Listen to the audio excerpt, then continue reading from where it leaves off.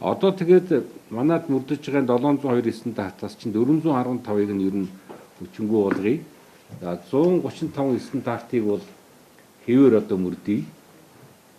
218 стандартыг шинчлэх, сайжруулах, боловсронгуй одоо болгох ийм одоо чиглэлээр ажиллая гэж ингээд урьдчилсан байдлаар бол стандарт хэмжээ 100 газрынхантай бол санал бол ойлгоцоод ингээд явж байгаа юм гэж ойлгож байгаа. Ингээд үзэх юм бол одоо манай салбар дээр 702 стандарт мөрдөгдөж байгаа бол саяны миний ярьсан энэ хүрээ нэг хэсгийг нь хүчингү болгоо, нэг хэсгийг нь хэвээр үргэлжлүүлээд, нэг хэсгийг нь сайжруулад боловсронгуй болгоод ингээд явнаг бол 350 орчим, за 353 стандарт л манай дээр хүчин одоо хэрэгтэй гэж үзэж байгаа юм байна. 702 стандарт.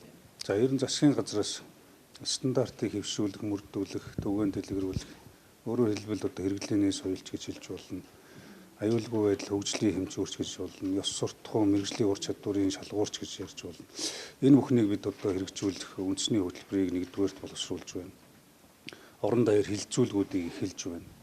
Хоёрдугаарт стандартын тухай хуулинд нэмэлт өөрчлөлт оруулах хуулийн төсөл бэлэн боллоо.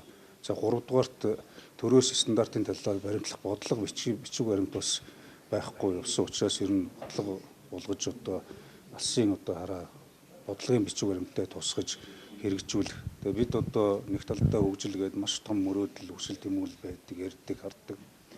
Нөгөө талдаа түнд хүрэх бодлого гэж одоо боловсруулдаг. Харамсалтай нь энэ хөгжил бодлого хоёрыг холбодог өөр стандарт байдаг учраас одоо бүх зүйл эмх замбраагүй байдалд явж ирсэн. Тэгээ тийм учраас энэний үр дагавар бол өнөөдөр одоо засаглал сайнгүй, авилгал хээл ахуул ихтэй, ард иргэдний итгэл үнэмшил одоо суларсан. За цаашлах юм бол алсын хараагүй юм хөгжлийн бодлогогүй ийм нөхцөл байдалд бид хүрч байгаа учраас энэ хөгжлийн хэл стандартыг одоо улс орон даяар хийж хэвшүүлээ гэж олон нийт ялангуяа аж ахуйн нэгж олон нийтийн оролцоог хангах зайлшгүй шаардлага. Түүнээс биш энэ нэг бичиг баримт боловсруулаад, хууль боловсруулаад тэг хэрэгжүүлгээ хайчдаг зүйл биш. Тэгээд энэ асуудлыг эрхэлсэн шадар сайдын хувьд энэ салбаруудаараа явж энэ стандартын асуудлыг одоо хэрэгжүүлэхийг өнгөрсөн намраас хойш эхлүүлсэн. 10 дугаар сарын 5-ны өдөр засгийн газрын хуралдаанд орж танилцуулсан. Тэгээд энэ одоо хүрээнд өнөөдөр эрүүл мэндийн яамн дээр энэ эрүүл мэндийн салбарын стандарт үйлчилгээ бид одоо бүгдээрээ мэдчихэж байгаа шүү дээ. Наазахын жишээ. Яагаад биднэрт стандарт усаагаар мэднэ чухал шаардлагатай байна вэ гэхээр галзуугийн вакцины нохоонд азуулсан үний галзуугийн вакциныг сүрьегийн вакцин гээд 30 дахин дунгийн нэвтрүүлээд нэг хүнд биш 7 хүнд хийцэн. Энэ өөрөө стандарт байхгүй. Энэ өөрөө эрэмт дараад эмгэг цэгц байхгүй, хариуцлага байхгүй гэж шинж. Яагаад тэнд машин дотор хүүхэд эмнэлгийн гадаа очиод орж чадахгүй байж байгаа төрж. Нэгэн тал ирсэн бол хүлээж авдаг энэ үнэлэг, энэрэнгүү. Тэгээд дээрэс нь одоо тодорхой үйл ажиллагааны дүрм журамтай эрүүл мэндийн үйлчилгээ байх ёстой.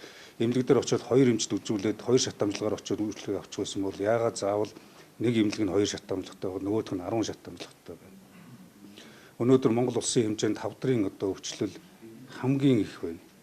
Улам их залуужж байна. Улам нэмэгдэж байна өдрөг тусам. Тэгэхэд яагаад үндэсний хавдрын эмнэлэгтээ бид байх ёстой тоног төхөөрөмжийг байлгаж чадахгүй.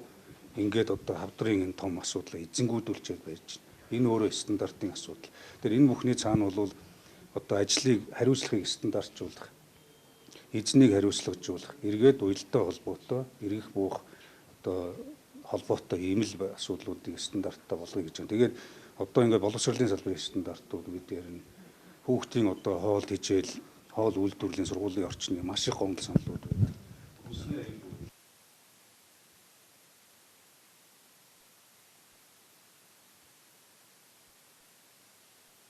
Нэг байгууллага нэг хэсэг хүн яриад шийдвэрлэдэг, мөрдүүлдэг, боловсруулдаг, баталдаг тэр нь эргээд хэрэглэгдэхгүй биш. Нийтээрээ хилцэх бодлого ямар байх вэ гэдгийг тодорхойлж байгаа. Өнөөдрийн хүртэл стандартын талаар төрөөс 6500 стандарт мөрдөгдөж байна.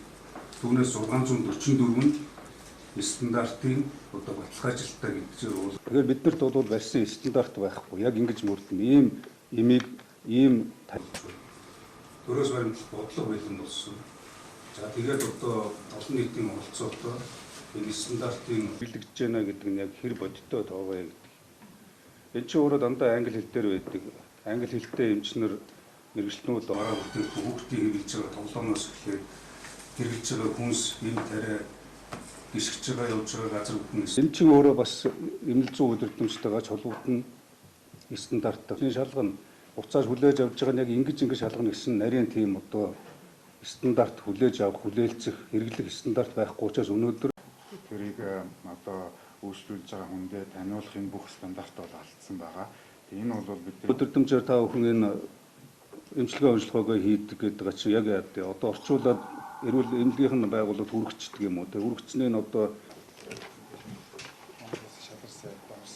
манай ам дээр ажиллаж байгаа гэдэг нь эсэнтэй холбогдуулаад өдөр тутамдаа хууль мэтийн хэрэгжүүлэх ёстой платформ дээр заасан онцлогоо эмчилгээний зааврын дагуу жишээл одоо хатгаа гэдэг хүчнийг яг онцлогоонд яг